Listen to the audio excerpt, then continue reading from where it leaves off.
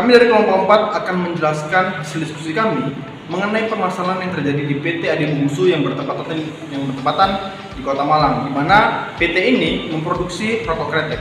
Nah, jadi yang akan kami bahas nantinya mengenai kendala-kendala apa saja permasalahan yang terjadi dalam PT Adi Bungsu ini. Yang nanti akan dijelaskan oleh beberapa teman saya, yaitu Sri Riatika, Israyanti Purba, Iwana Safira, Farah Yasmin, dan juga Agung Dimantoro. Selanjutnya akan saya serahkan pada teman-teman. Baik, kami dari kelompok 4 membahas mengenai PT Adi Bungsu yang bertempat di Kota Malang. Nah, perlu kita ketahui bahwa PT tersebut merupakan perusahaan rokok yang berada di Kota Malang.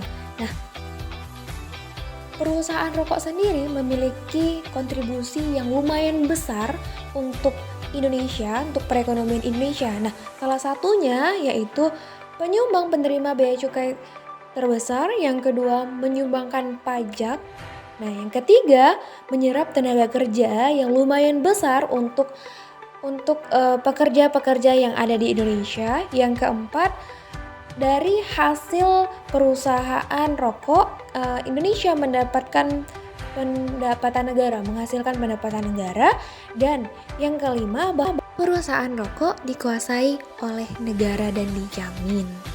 Dalam suatu perusahaan pasti pernah mengalami yang namanya permasalahan. Nah, begitu juga dengan PT Adi Bungsu yang bertempat di Kota Malang. Nah, adapun permasalahan yang pernah terjadi yaitu di sini akan kita bahas sama-sama. Assalamualaikum warahmatullahi wabarakatuh. Perkenalkan, saya Israyanti Purba. Nah, saya dari kelompok 4 akan membahas mengenai tuntutan-tuntutan yang diberikan para pekerja kepada perusahaan PT Adi Bungsu yang bertempat di Kota Malang. Nah, adapun tuntutan-tuntutan yang diberikan pekerja, yang pertama adalah pekerja tidak setuju dikarenakan adanya upah di bawah UMK. Yang kedua, pekerja tidak setuju dikarenakan pekerja tidak diikutsertakan dalam jam sostek dan tidak adanya pelayanan kesehatan yang diberikan kepada pekerja. Yang ketiga, pekerja tidak setuju dikarenakan tidak adanya THR yang diberikan kepada pekerja. Yang keempat, pekerja tidak setuju dikarenakan THR akan perusahaan akan melakukan penurunan THR yang pada tahun sebelumnya sebesar 1.800.000 sekarang menjadi 1.100.000 dan mereka berencana akan melakukan mogok kerja.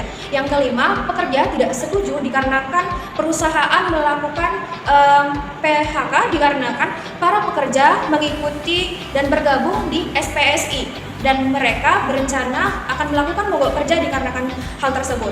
Dan rencananya perusahaan akan memberikan pesangon kepada mereka yang di PHK namun tanpa melihat seberapa lama para pekerja itu bekerja.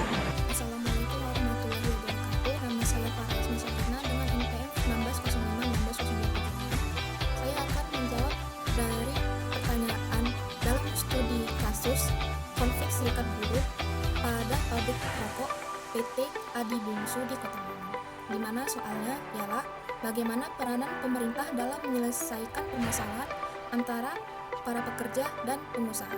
Peranan pemerintah yaitu adalah pertama, pasal 4 ayat 3 Undang-Undang Nomor 2 Tahun 2004 tentang penyelesaian perselisihan hubungan industrial atau PPHI. Setelah menerima pencatatan dari salah satu atau para pihak, instansi yang bertanggung jawab di bidang ketenagakerjaan setempat wajib menawarkan kepada para pihak menyetujui memilih penyelesaian melalui konsilisasi atau melalui arbitrase. Yang kedua, pasal 4 ayat 4 Undang-Undang Nomor 2 Tahun 2004 tentang PPHI. Dalam hal ini, para pihak tidak menetapkan pilihan penyelesaian melalui konsilisasi atau arbitrase dalam waktu 7 hari kerja. Maka instansi yang bertanggung jawab di bidang ketenagakerjaan melimpahkan penyelesaian perselisihan kepada mediator. Yang ketiga, pemerintah ialah sebagai pembina, pengayom, dan pamong dalam menyelesaikan jika terjadi perbedaan pendapat antara para pekerja atau serikat pekerja dengan pengusaha. Baiklah, di sini saya akan menjelaskan mengenai tentang pekerja kerah biru dan pekerja kerah putih yang disebutkan dalam permasalahan di atas.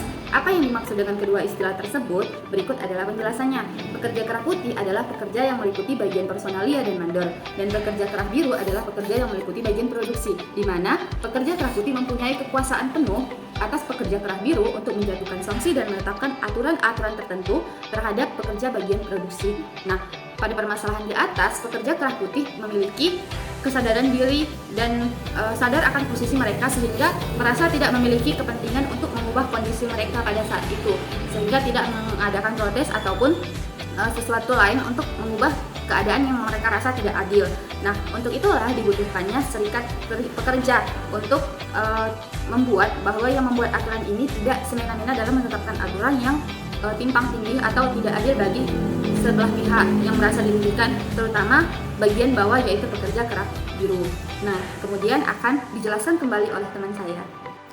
Baik, saya Agung Mantoro akan menjelaskan beberapa peran buruh pada pekerja demi kenyamanan ketika menuntut hak-haknya.